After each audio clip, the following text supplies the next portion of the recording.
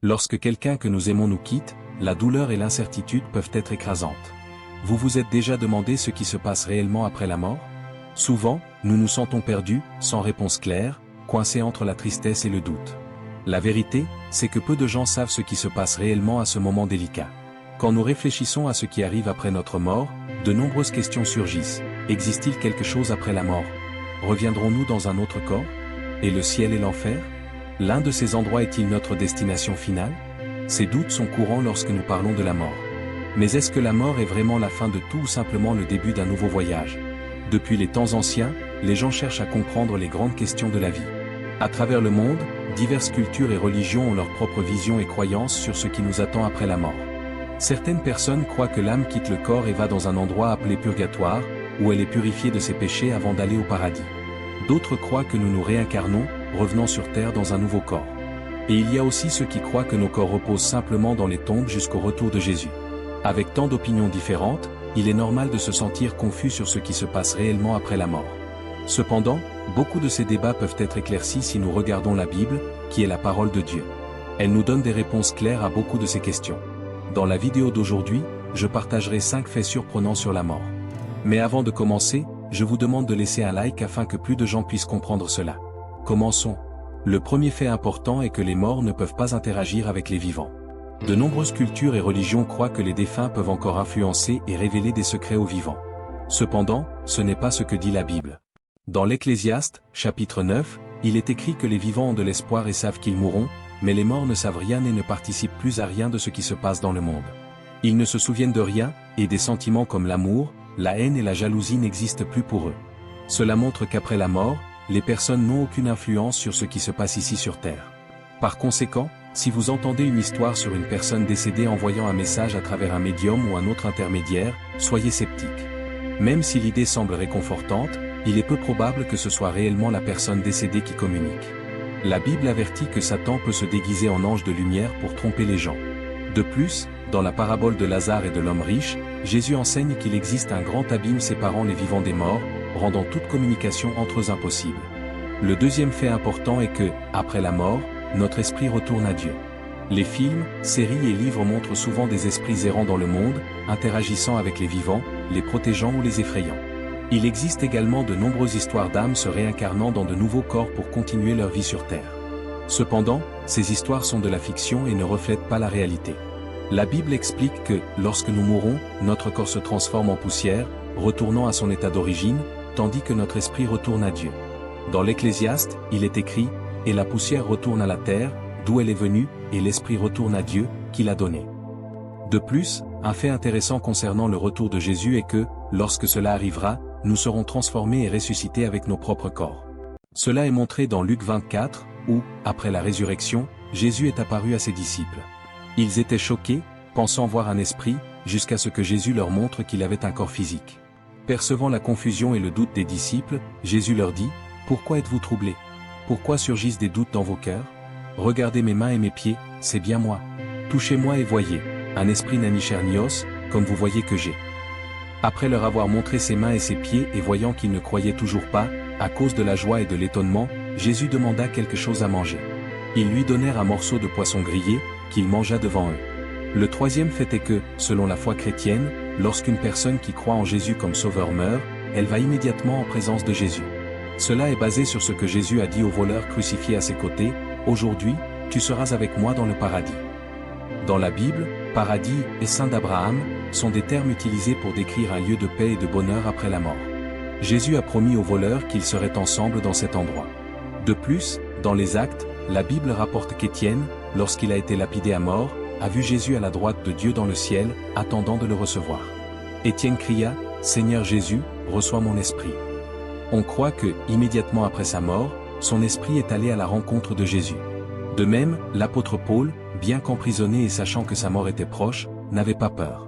Il aspirait même à ce moment, disant qu'il désirait partir et être avec le Christ, ce qui était infiniment meilleur. Paul croyait qu'à sa mort, il serait avec le Christ.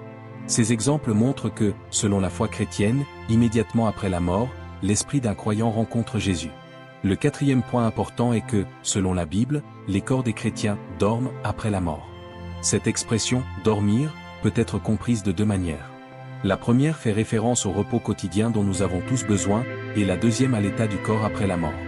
Un exemple de cela est l'histoire de Lazare, que Jésus ressuscita 4 jours après sa mort. Dans Jean 11, Jésus dit à ses disciples, « Notre ami Lazare s'est endormi, mais je vais là-bas pour le réveiller. » Les disciples, confus, pensaient que Lazare dormait simplement et qu'il irait mieux. Jésus clarifia alors que Lazare était mort et que cette situation servirait à renforcer leur foi lorsqu'il serait ressuscité. Par conséquent, frères et sœurs, dans la Bible, le terme « dormir » est utilisé pour décrire les chrétiens qui sont déjà morts. Dans 1 Thessaloniciens 4, nous lisons « Frères, nous ne voulons pas que vous soyez dans l'ignorance au sujet de ceux qui dorment, afin que vous ne soyez pas tristes comme les autres qui n'ont pas d'espérance. Si nous croyons que Jésus est mort et ressuscité, nous croyons aussi que Dieu ramènera avec Jésus ceux qui se sont endormis en lui. » Cette idée de dormir est une manière symbolique dans le Nouveau Testament de se référer au corps des croyants qui sont morts, et non à l'esprit ou à l'âme. Un exemple de cela est dans Matthieu, chapitre 27, verset 52, « Les tombeaux s'ouvrirent, et les corps de nombreux saints qui étaient morts ressuscitèrent. » Le 5e point important concerne le réveil des corps des chrétiens au retour de Jésus. Vous vous demandez peut-être, nos corps se réveilleront-ils réellement après la mort? Selon la Bible, la réponse est oui. Dans 1 Corinthiens, chapitre 15, nous apprenons que, lorsque la dernière trompette sonnera, à la fin des temps, les corps des chrétiens qui sont déjà morts ressusciteront et seront transformés, devenant incorruptibles. À ce moment-là, nous vivrons éternellement avec le Christ et régnerons avec lui sur la terre. L'apôtre Paul dit, « Voici, je vous dis un mystère, nous ne dormirons pas tous, mais nous serons tous transformés, en un instant, en un clin d'œil, au son de la dernière trompette. La trompette sonnera, les morts ressusciteront incorruptibles, et nous serons transformés. Car il faut que ce corps corruptible revête l'incorruptibilité, et que ce corps mortel revête l'immortalité. Lorsque ce corps corruptible aura revêtu l'incorruptibilité, et que ce corps mortel aura revêtu l'immortalité, alors s'accomplira la parole qui est écrite, la mort a été détruite par la victoire. » Peu importe si votre corps a été enterré, incinéré, dévoré par des animaux ou disparu, lorsque la trompette sonnera, toutes les particules de votre corps se rassembleront dans un miracle inimaginable et se présenteront au Seigneur. Cet événement est grandiose et dépasse toute compréhension humaine, montrant le pouvoir suprême et la promesse divine de la résurrection. Une autre chose incroyable qui se produira à ce moment-là est que les corps ressuscités rencontreront les corps des personnes qui seront vivantes au retour de Jésus. Cette rencontre sera glorieuse et transformante, car nous recevrons tous des corps glorifiés, semblables au corps ressuscité de Jésus, radieux et immortels. Il n'y aura plus de douleur, de souffrance ou de maladie, nous serons revêtus de gloire et de perfection éternelle. Ainsi, frères et sœurs, il est normal d'avoir des doutes et des peurs à propos de la mort. La mort est un mystère profond et souvent effrayant. Une grande partie de cette peur vient du fait que nous ne savons pas exactement ce qui nous arrivera lorsque notre vie sur terre se terminera. L'incertitude peut être paralysante, mais la parole de Dieu est très claire et nous apporte un immense réconfort à propos de ce moment inévitable que nous devrons tous, tôt ou tard, affronter. La promesse de la résurrection et de la vie éternelle est un phare d'espoir qui nous guide à travers les ténèbres de l'inconnu, nous assurant que la mort n'est pas la fin, mais un nouveau commencement dans la présence du Seigneur. La mort, mes frères et sœurs, n'est pas la fin, mais une porte vers l'éternité. Jésus, dans son infinie grâce et amour, est mort et ressuscité afin que tous ceux qui croient en lui puissent avoir la vie éternelle, une vie sans mort, sans douleur ni souffrance. Ce suprême sacrifice nous donne l'espérance et la certitude que la mort a été vaincue et que la vie éternelle nous attend. Alors, restez fermes dans la promesse que Christ nous fait aujourd'hui, « Je suis la résurrection et la vie.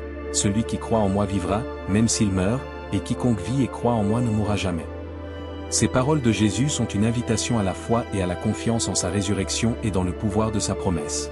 Imaginez un endroit sans larmes, où la joie est éternelle et où la présence de Dieu illumine tout autour. C'est la destination qui nous attend. Y croyez-vous? Croyez, car cette promesse est l'encre de notre âme, la lumière qui brille dans les ténèbres du doute et de la peur. C'est la certitude que, grâce à Jésus, la mort a perdu son pouvoir. Nous n'avons plus à craindre la mort, car la lumière du Christ illumine notre chemin et nous conduit à la vie éternelle. Nous vivrons pour toujours dans un royaume de paix, d'amour et de bonheur sans fin, où Dieu essuiera toute larme de nos yeux. Imaginez un lieu sans souffrance, où chaque cœur est rempli d'une joie indescriptible, où l'amour de Dieu est tangible et sa présence constante. C'est le glorieux destin qui nous attend, un lieu de communion éternelle avec notre Créateur, où nous serons pleinement connus et aimés.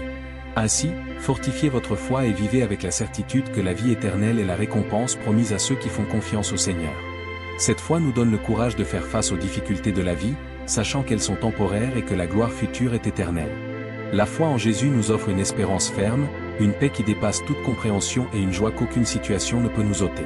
Restez ferme dans la promesse du Christ, qu'elle soit votre réconfort dans les moments de tristesse, votre force dans les moments de faiblesse et votre joie en toutes circonstances. Lorsque les tempêtes de la vie viendront et que la souffrance semblera insupportable, souvenez-vous de la promesse de Jésus, il est notre refuge et notre forteresse, un secours toujours présent dans les tribulations. Sa parole est un remède qui guérit les blessures et une ancre qui nous maintient fermes, même lorsque tout semble s'effondrer autour de nous. Rappelez-vous toujours que, peu importe ce qui arrive dans cette vie, la victoire finale a déjà été remportée par Jésus. Il a vaincu la mort et le péché, et à travers lui, nous sommes également victorieux. Rien dans ce monde ne peut nous séparer de l'amour de Dieu qui est en Jésus-Christ, notre Seigneur. Cette vérité doit remplir votre cœur d'une paix inébranlable et d'une confiance qui dépasse la compréhension humaine. Que cette vérité remplisse votre cœur d'espoir et de confiance chaque jour. Au réveil, rappelez-vous de la fidélité de Dieu et de ses promesses qui se renouvellent chaque matin. Dans les défis de la journée, trouvez la force dans la certitude que Dieu est avec vous, guidant vos pas et vous soutenant de sa main puissante. Et au repos, que la paix du Christ inonde votre être, vous rappelant qu'il a déjà préparé une place pour vous dans l'éternité, un lieu où il n'y aura plus de douleur, ni de larmes, ni de mort. Laissez la lumière du Christ briller à travers vous, répandant l'espoir et l'amour à tous ceux qui vous entourent. Soyez un témoignage vivant de la grâce et de la miséricorde de Dieu, montrant au monde qu'en Jésus, nous trouvons tout ce dont nous avons besoin pour vivre pleinement. Que votre vie reflète la victoire du Christ et démontre continuellement le pouvoir transformateur de la foi. Et dans toutes les situations, que vous puissiez dire avec conviction, « Je crois, Seigneur, aide mon incrédulité. » Si vous avez aimé ce message, partagez-le avec vos amis et votre famille, et abonnez-vous à ma chaîne. Que Dieu vous bénisse et à la prochaine vidéo.